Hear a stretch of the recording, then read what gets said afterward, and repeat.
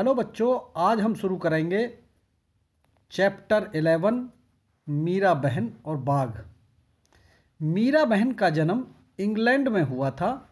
गांधी जी के विचारों का उन पर इतना असर हुआ कि वे अपना घर और अपने माता पिता को छोड़कर भारत आ गईं और गांधी जी के साथ काम करने लगीं। आज़ादी के 5 साल बाद उन्होंने उत्तर प्रदेश के एक पहाड़ी गांव गैवली में गोपाल आश्रम की स्थापना की। उस आश्रम में मीरा बहन का बहुत सारा समय पालतू पशुओं की देखभाल में बीतता था, लेकिन गैवली गांव के आसपास के जंगलों में बाघ जैसे खतरनाक जानवर भी रहते थे।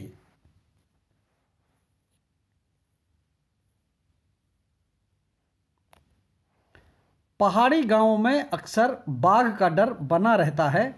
जंगल कटने के कारण शिकार की तलाश में बाघ कभी कभी गांव तक पहुंच जाता है। गैवली गांव में एक बार यही हुआ। एक बाघ ने गांव में घुसकर एक गाय को मार डाला। सुबह होते ही यह खबर पूरे गांव में फैल गई। गांव के लोग डरे कि यह बाघ कहीं फिर से आकर दूसरे पालतू जानवरों और किसी आदमी को ही अपना शिकार न बना ले।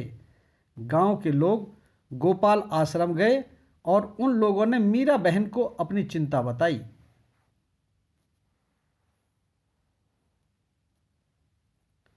गांव के लोगों ने अंत में तय किया कि बाघ को कैद कर लिया जाए। उसे कैद करने के लिए उन्होंने एक पिंजड़ा बनाया। पिंजड़े के अंदर एक बकरी बांधी। योजना यह थी कि बकरी का मिमियाना सुनकर बाघ पिंजड़े की तरफ आएगा। पिंजड़े का दरवाज़ा इस प्रकार खुला हुआ बनाया गया था कि बाघ के अंदर घुसते ही वह दरवाज़ा झटके से बंद हो जाए। शाम होने तक पिंजड़े को ऐसी जगह पर रख दिया गया जहां बाघ अक्सर दिखाई देता था। यह जगह मीरा बहन के गोपाल आश्रम से ज़्यादा दूर नहीं थी।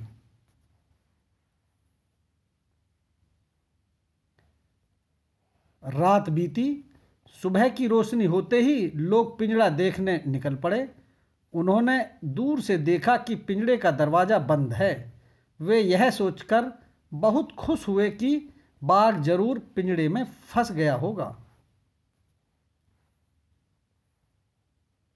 लेकिन जब वे पिंजड़े के पास पहुंचे तो क्या देखते हैं, पिंजड़े में बाघ नहीं था। लोग चकित थे।